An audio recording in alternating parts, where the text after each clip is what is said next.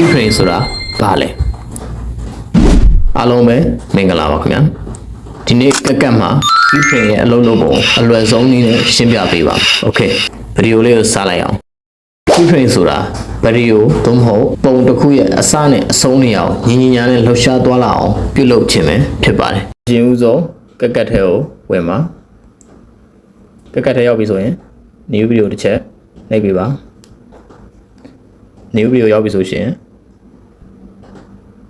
select တစ်ခုပေးပါတပ်ပုံသို့မဟုတ် video တစ်ခုခုပေါ့ရွေးပြီးသွားပြီဆိုရှင်ဒီထဲရောက်ပြီဆိုရှင်ဒီ timeline မှာ timeline ကိုတစ်ချက် select ပေးပါ select ပေးသွားဆိုရှင်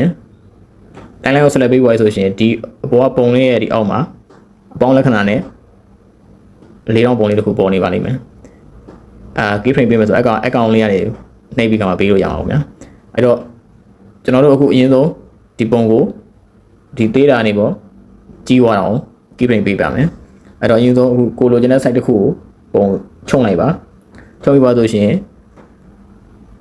ဒီကောင်လေးကိုတစ်ချက်နှိပ်ပေးပါတို့နှိပ်ပြီးသွားပြီဆိုရှင်ဒီနေရာလေးမှာအနီအောင်လေးပေါ်နေပါလိမ့်မယ်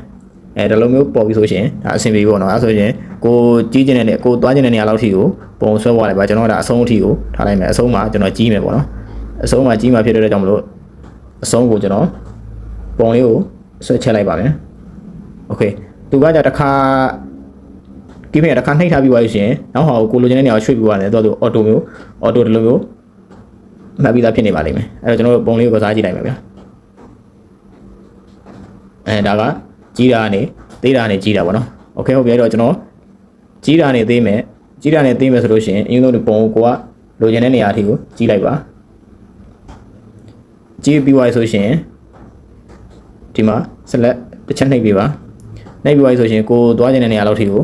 ဆွဲလိုက်ပါပုံကိုပြန်ချုံလိုက်ပါကိုလိုချင်တဲ့ပုံစံမျိုးပေါ့နော်ကိုဒီလောက်ထိသေးမယ်ဆိုရင်โอเคဒီမှာသူက auto ဖြစ်သွားပါပြီပုံရွှေ့လိုက်တာနဲ့ဒါဆိုရှင်ပုံကသေးသွားပြီပြီးတော့နောက်တစ်ခုကပုံမှန်ဆိုင်ပြန်ထားလိုက်မယ်ဒီပုံကိုကျွန်တော်ကအပေါ်ကနေအောက်ကိုဆင်းလာတော့အောက်ကနေအပေါ်ကိုဆင်းလာတော့လုပ်ပြပါမယ်အရင်တော့အပေါ်ကနေအောက်ကိုဆင်းမယ်ဆိုရှင်ကိုလိုချင်တဲ့ကိုဒီပုံလေးကိုအပေါ်ကနေဆင်းမယ်ဆိုတော့အပေါ်ကိုဆွတ်တင်လိုက်ပါအပေါ်ဆွတ်တင်ပြီးရင်ဒီမှာ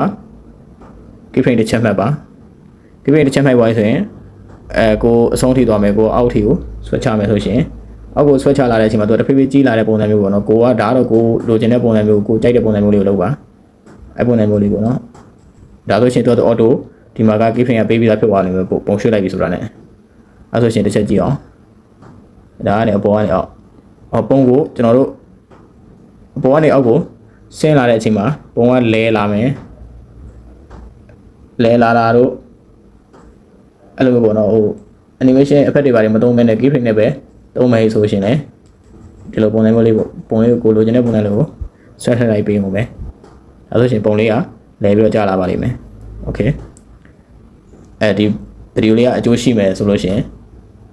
follow နဲ့ subscribe လုပ်ပြီးတော့အားပေးတော့ပါဦးခင်ဗျာနောက်ဗီဒီယိုမှာပြန်လည်ဆုံတွေ့ကြပါမယ်ကျေးဇူးတင်ပါတယ်ခင်ဗျာ